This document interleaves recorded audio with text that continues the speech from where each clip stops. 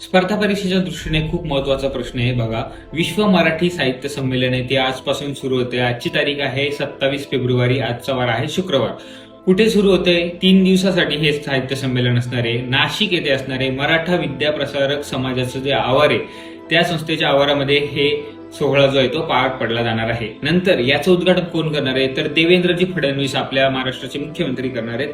याच्यामध्ये 3 महत्वाचे पुरस्कार देण्यात येणार आहेत. त्यांची नावं नीट लक्षात घ्या. सगळ्यात पहिला पुरस्कार देण्यात येणार आहे भालचंद्र नेमाडे जे साहित्यिक आहेत त्यांना कोणता पुरस्कार देण्यात येईल तर साहित्यभूषण पुरस्कार देण्यात येणार आहे. नंतर श्रीनिवास कुलकर्णी यांना देण्यात येणार आहे विंदा करंदीकर पुरस्कार आणि मारुतीराव कुरेकर यांना विश्व मराठी संमेलन विशेष पुरस्काराने गौरविण्यात येणार आहे.